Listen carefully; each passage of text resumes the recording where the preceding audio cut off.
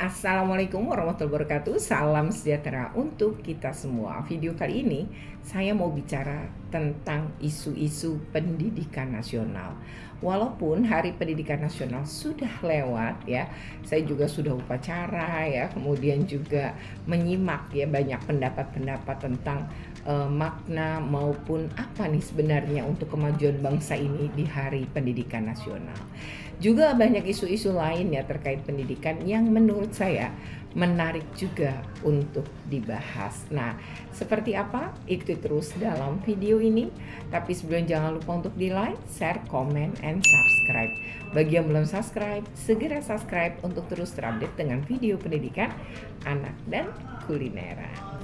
Oke, sebagaimana kebiasaan setiap tanggal 2 Mei ya, maka itu dilakukan peringatan Hari Pendidikan Nasional. Menteri juga biasanya akan membuat sambutan yang kemudian dibacakan ya di di seluruh tempat yang menyelenggarakan upacara dalam rangka Hari Pendidikan Nasional. Nah, kami sendiri di kantor Wali Kota Jakarta Utara juga melakukan hal yang sama. Jadi selain edaran kepada sekolah-sekolah untuk melakukan upacara Hari Pendidikan Nasional yang jatuh pada hari Jumat ya, itu juga dilakukan yaitu di kantor-kantor pemerintah termasuk kantor Wali Kota Jakarta Utara. Nah, itu seluruh pegawai ya upacara dan Pak Wali Kota Jakarta Utara yang menjadi inspektur upacara itu juga membacakan sambutan dari menteri ya, dari Menteri Pendidikan Dasar Menengah, dan juga ada tampilan dari adik-adik SD ya, SD negeri yang melakukan penampilan itu namanya angklung ya, mereka bernyanyi juga dan mereka berpakaian dari Sabang sampai Merauke ya, bagus banget, dan penampilannya juga luar biasa dan mendapatkan sambutan dari para peserta upacara ya. Nah, seperti apa nih upacaranya ya, kemudian suasana fotonya dan juga hiburannya, mari kita simak dalam video berikut ini.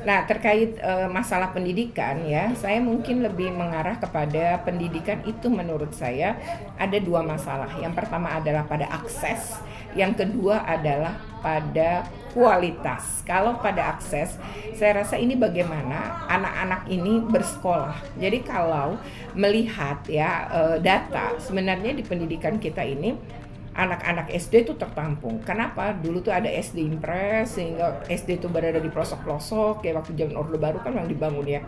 Nah, ini SD itu memang banyak, memenuhi lah. Bahkan 70% anak tuh diterima di SD negeri. Jadi pasti sekolah SD nih. Makanya lulusan SD tinggi. Namun begitu ke SMP ini berkurang ya. Berkurang nih. Nah, berkurangnya anak-anak ini untuk masuk SMP itu bisa dilihat dari data antara lulusan SD yang masuk ke sana dengan jumlah yang lulusan SD tadi dengan jumlah yang masuk. Ternyata ada penurunan. Begitu SMP ke SMA atau SMK terjadi penurunan lagi. Sehingga pendidikan kita itu bentuknya piramida. Jadi makin tinggi jenjangnya makin mengerucut kecil. Nah, disinilah ya sebenarnya kita masih berbicara akses ya. Anak-anak kita tuh kok pakai data BPS masih belajar itu lamanya belajar 7,9 tahun atau masih kelas 2 SMP.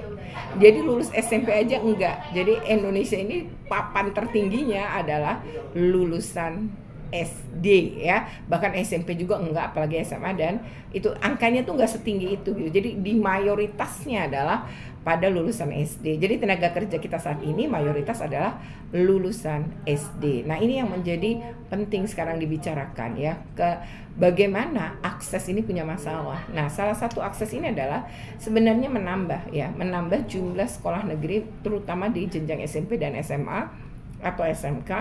Nah, ini penting sekali ditambah mengingat ya ini makin dekat dengan anak-anak dan makin anak-anak mudah mengakses, terutama anak-anak miskin, maka ini akan lebih memudahkan ya, memudahkan untuk anak ini melanjutkan pendidikan ya, terjangkau, dekat rumah, jadi nggak perlu ngeluarin ongkos dan lain-lain. Itu menjadi hal yang sangat penting dan masih banyak sekali SMP, SMA negeri itu nggak ada di kecamatan-kecamatan gitu. Nah, kecamatan-kecamatan yang sekarang ini tidak ada SMP negeri, SMA negeri atau SMK negeri, mungkin ini bisa ditargetkan untuk akses. Bagaimana caranya? Ini satu kecamatan minimal punya satu SMA atau minimal punya satu SMP. Saya rasa itu akan jauh lebih baik untuk pendidikan kita yang lebih merata terkait akses. Nah, problem kedua pendidikan kita adalah terkait dengan kualitas. Nah, kalau kualitas, kuncinya adalah berada di guru. Jadi guru itu adalah kunci dari keberhasilan atau kualitas pendidikan kita. Kalau guru berkualitas, maka muridnya pasti berkualitas. Guru kreatif, muridnya kreatif. Guru suka baca, pasti muridnya juga suka baca. Guru yang kemudian juga mengajar dengan menarik, maka akan juga membuat anak-anaknya itu punya rasa ingin tahu yang tinggi dan juga punya kreativitas yang terbangun. Nah, nanti kalau guru-guru ini berkualitas, pasti muridnya berkualitas. Kalau guru dan murid berkualitas, maka sekolah akan berkualitas. Nah, kalau sekolah-sekolah berkualitas di suatu daerah, maka di daerah itu pasti berkualitas juga pendidikannya. Nah, kualitas guru ini menjadi problem karena satu, guru itu masih banyak yang dibayar rendah, ya terutama guru-guru non ASN tentunya, guru-guru honor, apalagi di sekolah-sekolah yang mungkin terkategori miskin ya atau menengah ke bawah. Kedua adalah terkait itu tadi ya, beban kerja guru juga membuat guru-guru ini juga tidak punya kemampuan untuk meningkatkan kualitasnya juga, misalnya secara mandiri.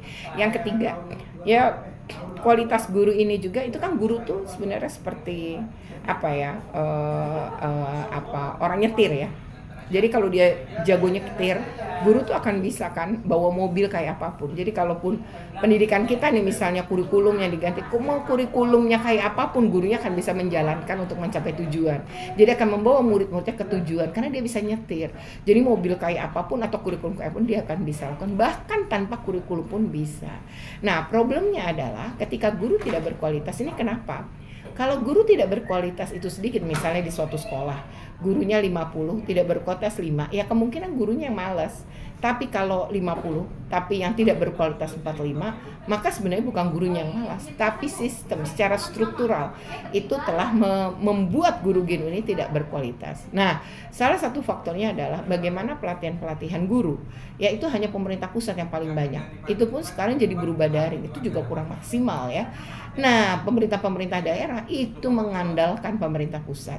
Jadi nyaris banyak daerah tidak pernah menganggarkan pelatihan guru. Nah, jadi guru-guru ini butuh untuk diafirmasi ya, dikuatkan melalui beragam pelatihan dan kesempatan-kesempatan diberikan pada guru, sehingga ketika guru berkualitas, maka murid kita pasti berkualitas, pendidikan kita pasti berkualitas. Selamat merayakan Hari Pendidikan Nasional.